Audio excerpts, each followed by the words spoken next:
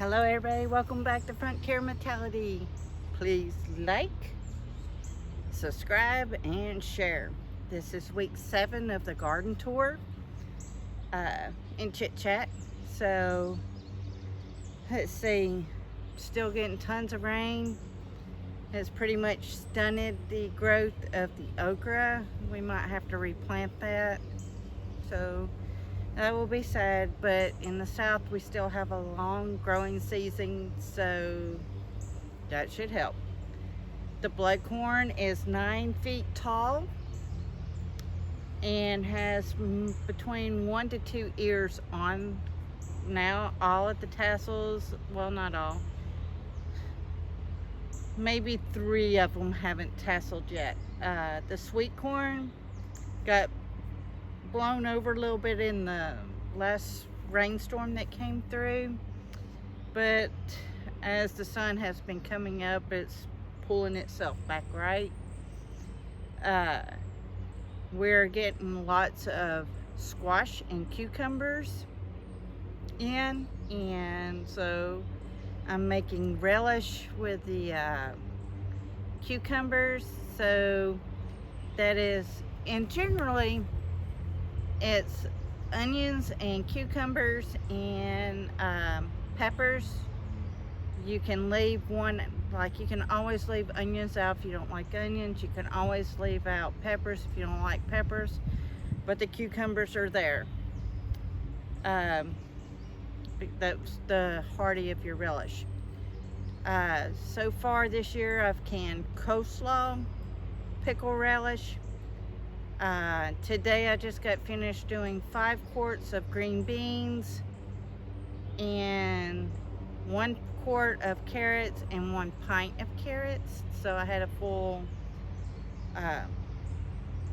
pot going, or canning going at one time. So yeah, so every day or every couple of days the green beans are coming in. We put them in a gallon size bag and we get them ready to put on the shelf. So what would I do with the blood corn? Because it is different than your sweet corn. Blood corn is used for grits and cornmeal. They say you can pop it like popcorn, or you can use it to feed your critters. Neighbors are mowing, so excuse the background noise. But I have been reading through different articles and also watching a few YouTubers that I follow talking about the war in Iran and Israel. There was a warning put out that Iran did. Don't know if anything came of that, but part of the thing is with the squirrel.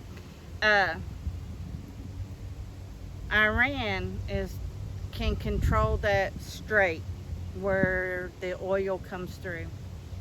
We need oil for our gasoline.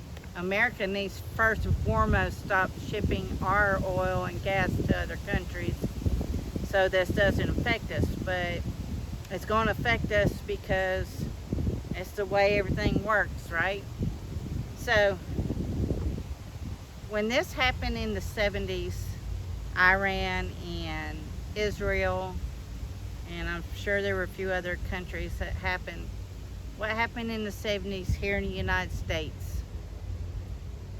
Gas shortages. Gas will be ridiculously expensive, or no gas at all. So with that being said, are you storing gas at home? How can you do that safely? First, fill up all your vehicles. When you go to town, every time you go to town, put gas in your car. Keep your tank at a full tank at all times. This would help in shortages. My father-in-law said that he remembers when he was a travel salesman that he could only get 5 gallons of gas per town, and it made life hard. As a child growing up in the 70s, I just remember not going anywhere. So you get creative, doing more things at home, playing games, coloring books, anything to entertain your little ones, a swimming pool, or kiddie pools and whatnot. So you can buy gas cans and you can have a backup. If you have more than one car, use one car. So you'll have a backup car in case of an emergency. But the best way for you to stave off the hurt at the pump is to always keep your vehicles full. Every time you go out, don't let it get below that 1/4 of a tank. Keep it full. So every time you go home, fill your tank up. It's gonna sound ridiculous and all that. The only time you would ever let that tank go completely empty is if you're doing the fuel injection to help clean your engine or something like that out. We got storms blowing in, so let's go ahead and get us turned around and started. Deep subject over, everybody. Let's get into garden tour number 7. Okay, like I said, our blood corn is here. It is between 8 and 9 feet tall. We're getting ears. The second tier down, I don't know if you can even see it really. Let's get us a little closer. There, kind of looks like a second hedge going there. That is the sweet corn. Some of the sweet corn is beginning to get its tassels already, so that's okay. And like I said, some of it blew over, but as the heat will go, it will straighten it back up. We are getting tons of cucumbers. Every time we peel our cucumbers or chop the ends off, we put them in a bowl and we give them to the dogs. They love the treat of garden stuff. Okay, here's the rattlesnake green beans. They're getting, where are you at? There you are. They're getting their beans in. Now this is what's sad.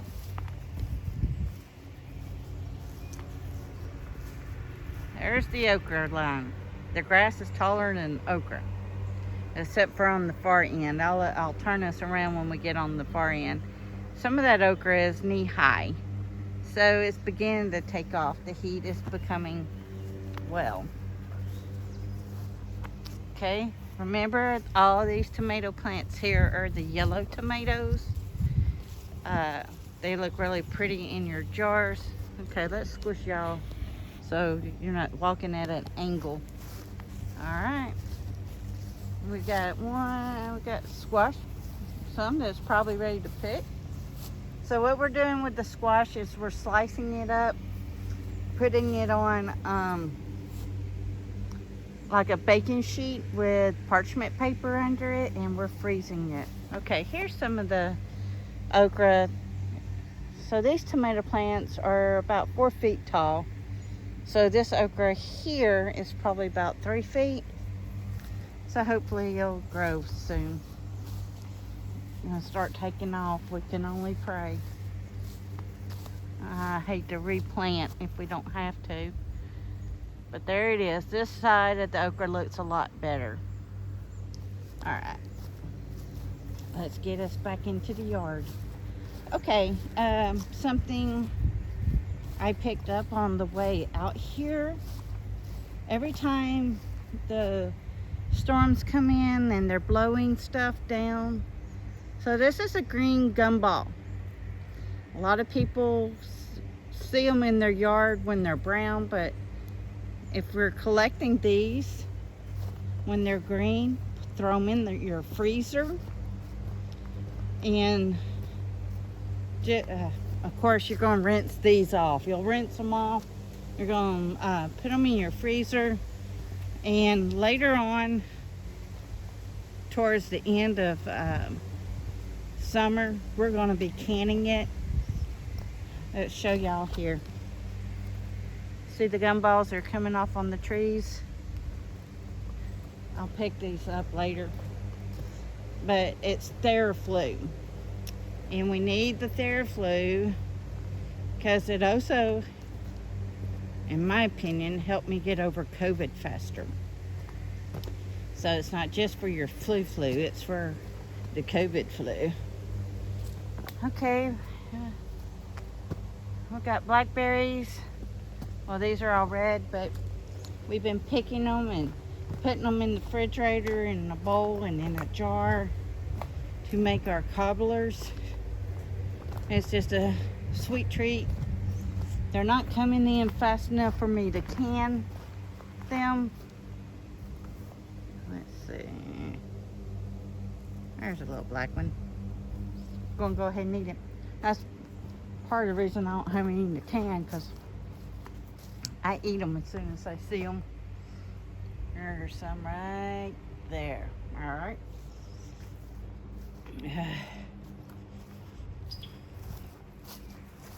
Okay, we're getting to the sweet potato patch. The vines are coming along good. So I'm just picking them up and I'm twirling them back in. The only ones I want to fall over the edge, per se, are the watermelon ones. And we got a couple over there. Okay, let's get us back through here.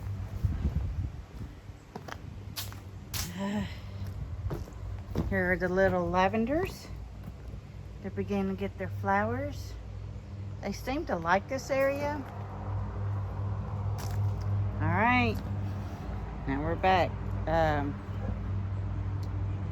1, 2, 3. We're getting into the 4th tier of the windmill at the Sweet 100s, and I'm promising y'all that's as tall as I am. So this one is already at 5 feet. I'm 5'4", so I'm looking right at it. It's even with me. Here's the bell peppers. Let's get us see them. There's some of the bells. They are now hip high on me. So they're all looking nice. We have a few shorter ones, but it's okay. The other Sweet 100s, and we just left them. So I don't know. One of my daughters want to come and dig some of these up, take you some Sweet 100s home, let us know. We got pots and dirt for you to take them home in. All right, looky here, y'all. The marigolds fixing to open. These are now chest high, so they were 3 feet last week, so they're now 4 feet high. Okay. So y'all notice anything different in the raised bed here? Bruce took out the cauliflower and broccoli. The experiment did not work. It did get too hot for them. They don't like the heat.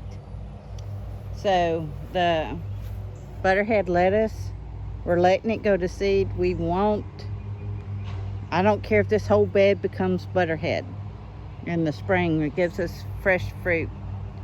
And I see that he has planted something here. It might be a cucumber, it might be a squash for all I know. They have both all looked about the same when they're little. And that is a tomato plant of some sort. Not 100% which one he planted there. All right, let's walk us around. The ginger is now maybe half a foot tall. And we got more ginger over here and more weeds. So we'll get those out. Okay, these tomatoes are actually getting their tomatoes. So that's nice. Okay, we're doing backwards. So these are more sweet potatoes, get you on the bigger side. There's a reason for this. And then his small row of okra that he planted here. Hopefully we'll get some good height off of these. They were planted later. Okay, honeydew. Look at there. Let's get y'all down here so you can see it. See, there's a honeydew. I'm so happy. There's several on the other side. They're coming out. It will be like digging taters, hunting them up once they're in there. And the volunteer tomato plant that came up in the midst of all this. Okay, we're getting down into here. So this is more butterhead lettuce that's going to seed. We want this whole patch here to become lettuce in the spring, so it will reseed itself. There are a few onions in here. The cilantro here, it's getting its berries. It will fall off and it will become a cilantro patch, which would be great. Okay, now these are brandywines that he has here. He laces these through blue string and between the fence posts or the T-stakes. And this is how he gets his tomatoes to stand up.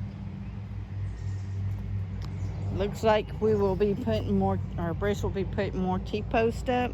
He planted some more brandywines. Are the grapes getting any grapes yet? No, but the June bugs have found them. Okay, let's get us over to the blackberries. Oh, look at here. The herb garden. I need to get in here one morning when it's cooler. Harvest some of the lemon balm, which is here. On the end down there is oregano. And then my mint and chocolate mint and spearmint are all right here.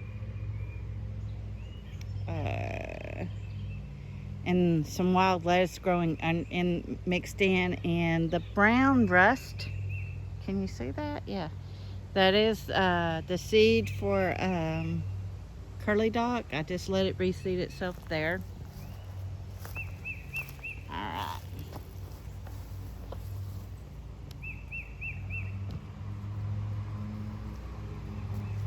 getting our blackberries are coming in. Since I'm down here, I'm going to go ahead and pick them. I will put them in the bowl in the house, because these make the best cobbler. We do put the wild in there with it. Bulks it up. Always got to try it. Okay. Right here, the lower one is a pumpkin. And then the taller one in the back is zucchini. Losing my train of thought. So, right here is butternut squash. It reseeded itself from, oh, got little blackberries on there. Nice. Reseeded itself from the compost pile, which is fine. Gives us free food. Something I didn't have to plant. Now these are called rabbit eye. I'm sorry, the sun's in my way. Can y'all see that? Yeah, there it is. Rabbit eye blueberries. Because supposedly they're the size of a rabbit's eye. But these are little. They will grow as big as these bushes here.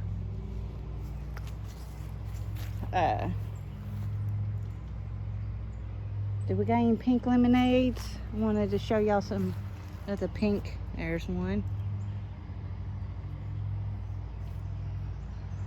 Hey, there. That's a fuchsia pink. So I'm out here beating the blue jays. Trying to anyways. The blue jays and the other little birds that want to. And the squirrels. The squirrels have been in these too. So slowly getting out here trying to beat all these critters to our food. Let's see, any more pink ones? I picked a lot of them in a short. There's one. Let's see. Right there. Go ahead and get it. All right. The seed pocket. All this is dinosaur kale, Russian red kale, another type of kale. I can't remember what the other kale was. And then the lettuce arugula seeds are coming in.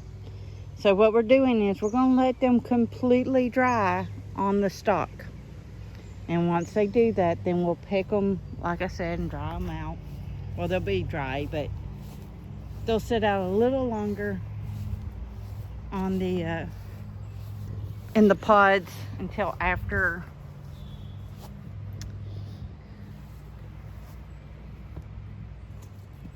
sit in the swing for a minute because it's hot. So we'll get them in the house until after the gardening season is, or the summer gardening season's over. And then we'll shell them out, label them. You can put them in the freezer to mimic a winter for them. So if they fell on the ground, they would they winter outside, of course, and then they would come up, just like all those little Sweet 100s did. So, what is the goal? The 5 cans. It's really 15 cans a week if you're thinking about it, unless you're on a really, really tight budget. And then it's 5 cans 1 week of meat. The second week would be 5 cans of vegetables. The next week would be your 5 cans of fruit.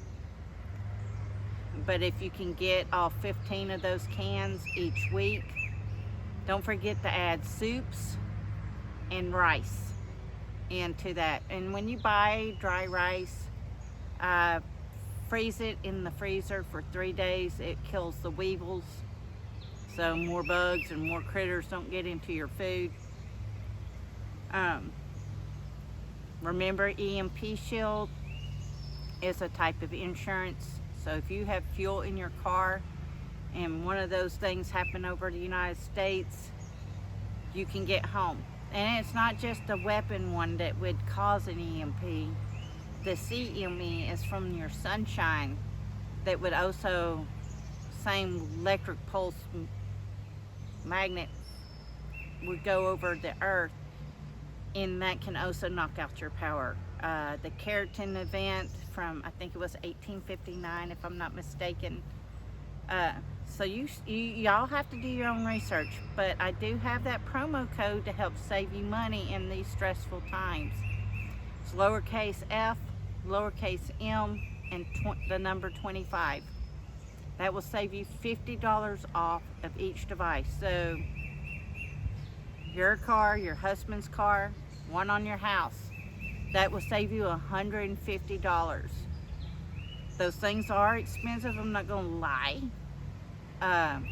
But if they're having a sale, I think the Liberty sale's over. They might be having another sale around 4th of July, or is it Labor Day or Memorial Day? Whichever one comes. I think it's Labor Day. I can't remember. But anyways, I know that they usually have one during those times. So take advantage of the sales and as well. So everybody, please stay safe. Please get ready and please get prepared. Frontier Mentality signing out.